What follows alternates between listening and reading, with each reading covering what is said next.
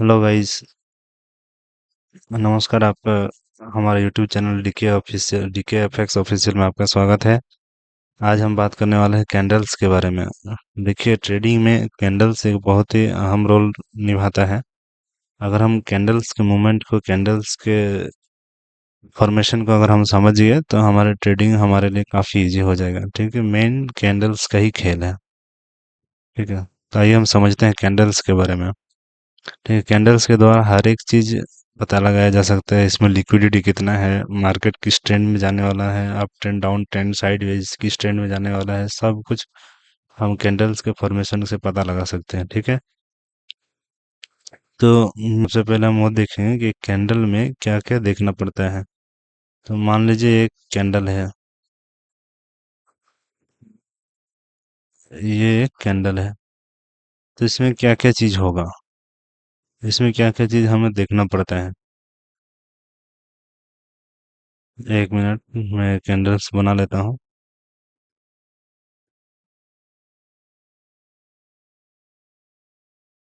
ये रहा कैंडल। ठीक है, इसमें हमें क्या क्या चीज देखना पड़ता है और इसका फॉर्मेशन कैसा होता है। ठीक है, एक कैंडल में मुख्यतः तीन चार चीजें होती हैं जिसे हमें देखना पड़ता है। फर्स्ट हम एक एक करके समझेंगे। यहाँ पे हम पहले नोट कर लेते हैं। पहला यहाँ पे हो गया बॉडी,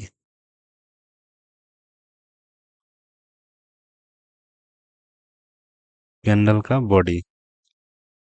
दूसरा यहाँ पे हो गया कैंडल का विक्स।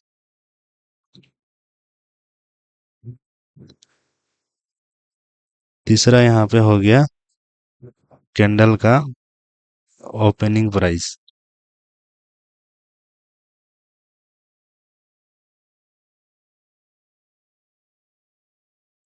चौथा यहाँ पे हो गया क्लोजिंग प्राइस।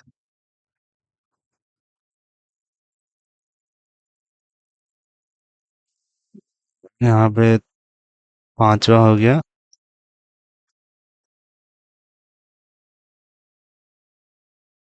Candle high. ये कैंडल हाई कैंडल लो तो जरूरी नहीं है, फिर भी एक बार हम बता देते हैं। तीसरा हो गया कैंडल लो। ठीक है, ये छह चीज हम समझेंगे। छह चीज अगर हम समझ रहे तो हमको एक कैंडल्स के बारे में पता लग जाएगा। ठीक है, इसके बाद देखेंगे हम कैंडल्स कितने प्रकार के होते हैं और ट्रेडिंग में हमें कितने प्रकार का कैंडल यूज होता है। होते तो बहुत प्रकार के हैं, लेकिन मुख्यतः तीन चार कैंडल ही हम यूज करते हैं। ठीक है, आएगा।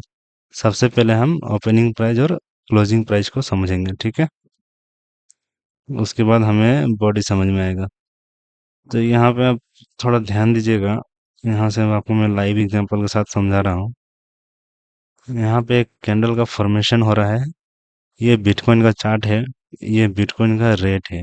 ठीक है, कैंडल का फॉर्मेशन कब होता है? कैंडल का फॉर्मेशन तभी होता है जैसे अभी अभी टाइम क्या हो रहा है, 12:35। इस पर्टिकुलर टाइम पे ये बिटकॉइन का रेट कहाँ से कहाँ मूव किया, इसको एक कैंडल द्वारा दर्शाया जाता है। यहाँ पे जैसे अभी 12:35 में बिटकॉइन का दाम इतना था, 68,337। कुछ देर पहले 11:50 को इसका दाम 68,388 था, 88 था। ठीक है, तो ये प्राइस जो है चेंज होते रहता है, तो इसको चेंज होते रहता है तो इसको हम कैसे दिखाएंगे? इसको कैंडल्स के द्वारा दिखाया जाता है। ठीक है, कितना चेंज हुआ, कितना मिनट में कितना चेंज हुआ। जैसे ये 5 मिनट का कैंडल है तो एक कैंडल जो बन रहा है इसका टाइमिंग 5 मिनट है। इतना बड़ा कैंडल जो बना है इसका भी टाइमिंग 5 मिनट है और इसका भी टाइमिंग 5 मिनट ही है। ठीक है, इसको अगर हम 1 मिनट में अगर हम शिफ्ट करते हैं तो आप जितने भी कैंडल यहाँ पे दिखाई दे रहे हैं सभी कैंडल का टाइमिंग जो है 1 मिनट है। ये कैंडल का भी टाइमिंग 1 मिनट है और ये छोटा कैंडल का भी टाइमिंग 1 मिनट ही है। ठीक है, तो हम इसके द्वारा समझते हैं कि ओपनिंग प्राइस और क्लोजिंग प्राइस क्या होता है। ये कैंडल जो है ये अभी रनिंग है, इसको चलने देते हैं। ठीक है, इसको हम देखते हैं ये कैंडल कहाँ पे क्लोजिंग होता है। ठीक है, हमेशा आप एक चीज याद रखिएगा, कैंडल का ओपनिंग प्राइस उसके प्रीवियस कैंडल का क्लोजिंग प्राइस के बराबर होता है। समझ गए? कैंडल का जैसे इस कैंडल का क्लोजिंग प्राइस ये है, तो इसके अगले कैंडल का जो ओपनिंग प्राइस होगा वो दोनों बराबर होगा। इस कैंडल का ओपनिंग प्राइस इसके प्रीवियस कैंडल के क्लोजिंग प्राइस के बराबर होगा। ठीक है? देख सकते हैं गाइस, जैसे ये कैंडल है, इसका जो क्लोजिंग प्राइस होगा वो अगले कैंडल का ओपनिंग प्राइस के बराबर होगा। ठीक है? मतलब ये जहाँ पे क्लोज करेगा अगला कैंडल वहीं से शुरू होगा। ठीक है? ये जहाँ पे इस ये कैंडल जहाँ पे क्लोज करेगा इसका अगला कैंडल जो होगा वहीं से स्टार्ट होगा, वहीं से शुरू होगा। ठीक, अभी आप देख सकते हैं। देखिए, इसको थोड़ा हम जूम कर देते हैं। जैसे इस कैंडल के क्लोज होने में 27 सेकेंड, थोड़ा देर रुक जाइए। ये कैंडल देखिए यहाँ पे क्लोज करेगा, और अगला कैंडल जो है इसका अगला कैंडल वहीं से ये स्टार्ट होगा। ठीक है?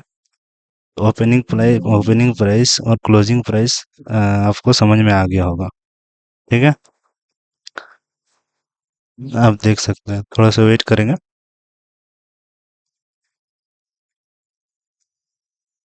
देखिए, जैसे ये कैंडल यहाँ पे क्लोज हुआ, अब जो इसका स्टार्टिंग प्राइस है इस कैंडल का, देखिए यहाँ पे हो गया, मतलब सेम टू सेम।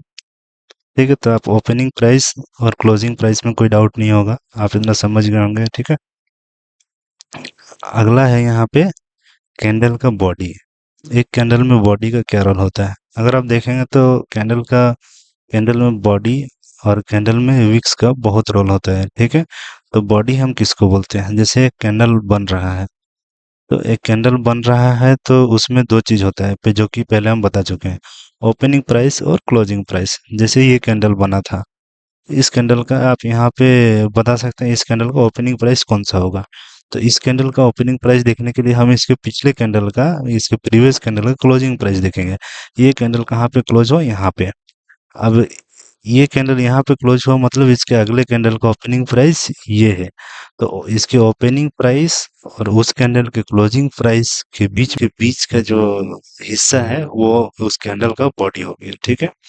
जैसे यहाँ पे हमने देखा था, इस कैंडल का ओपनिंग प्राइस यहाँ पे है। ठीक है? अब ये कैंडल जहाँ पे क्लोज करेगा वहां तक, ओपनिंग से लेके इसके क्लोजिंग तक का जो हिस्सा है वो उस कैंडल का बॉडी कहलाता है। ठीक है? आप जैसे देख सकते हैं, इस कैंडल का ओपनिंग प्राइस ये है, क्लोजिंग प्राइस ये है। तो और यहाँ से यहाँ तक एक बॉडी हो गई। ठीक है? ये सारा एक बॉडी है। ठीक है? तो अब बॉडी आप समझ गए होंगे कि बॉडी क्या होता है। अब विक्स हम समझेंगे। ठीक है? तो जैसे देख सकते हैं, एक जो कैंडल है, जैसे ये एक कैंडल है, तो इसका इसका तो ओपनिंग प्राइस ये है। ठीक है? इस कैंडल का ओपनिंग प्राइस पता करने के लिए इस कैंडल का क्लोजिंग प्राइस हमको देखना पड़ेगा। तो ये इसका क्लोजिंग प्राइस है। ठीक है? ये इसका क्लोजिंग प्राइस है, इस कैंडल का ओपनिंग प्राइस ये है, और इस कैंडल का क्लोजिंग प्राइस ये है। ठीक है? तो ये तो बॉडी हो गया, लेकिन ऐसा नहीं है कि ओपनिंग प्राइस ये है इसका मतलब मार्केट यहाँ से नीचे नहीं गया है। ऐसा नहीं है। ठीक है? इसका ओपनिंग प्राइस यहाँ पे है, और मार्केट इससे ओपनिंग प्राइस से नीचे भी गया है, और नीचे से जाके और फिर ये ऊपर आया और यहाँ पे आके क्लोज किया। मतलब इसका जो ओपनिंग प्राइस है वो ये है, और ये कैंडल जो है ओपन होके यहाँ से यहाँ तक गया, फिर यहाँ से आया, फिर यहाँ क्लोज किया। ठीक है? तो हमारा तो बॉडी तो कैंडल का बॉडी ये हो गया, इसके ओपनिंग प्राइस क्लोजिंग प्राइस के बीच में तो इसका बॉडी हो गया, लेकिन बाकी जो दूरी है ओपनिंग प्राइस और क्लोजिंग प्राइस को छोड़ के, जो बाकी जो दूरी है उसको हम विक्स बोलते हैं। ठीक है? एक कैंडल में ओपनिंग प्राइस और क्लोजिंग प्राइस के बीच के हिस्से को छोड़ के जो बाकी जो हिस्सा है उसको हम उस कैंडल का विक्स बोलेंगे। और विक्स दोनों तरफ होता है। ठीक है? इधर भी होता है, इधर भी होता है, ऊपर भी होता है, नीचे भी होता है। ठीक है? आप इतना समझ गए होंगे बॉडी का, कैंडल का बॉडी क्या होता है, विक्स क्या होता है, ये सब समझ गए होंगे। ठीक है? उसके बाद हम देखेंगे कैंडल का हाई क्या होता है। किसी भी कैंडल का हाई, उसके टॉप को हाई बोलते हैं, उसके ऊपर को हाई बोलते हैं, उसके नीचे को लो बोलते हैं। ठीक है? अब जैसे इस कैंडल है, ये कैंडल है, तो इस कैंडल का लो हमारा ये होगा, इसका विक्स के नीचे का, इसको हम लो बोलेंगे। ठीक है? और इस कैंडल का लो बोलेंगे तो ये हमारा लो होगा, और ये हाई होगा। ठीक है? ये तो इजी है, हाई लो वो किसी को भी पता है। ठीक है? तो यहाँ पे आई होप यहाँ पे आप समझ गए होंगे कैंडल बॉडी क्या होता है, कैंडल विक्स क्या होता है, ओपनिंग प्राइस क्या होता है, क्लोजिंग प्राइस क्या होता है, कैंडल हाई कैंडल लो क्या होता है, ये सारी चीज आप समझ गए होंगे। आई होप आप यहाँ तक समझ गए होंगे। आपका वीडियो अच्छा लगा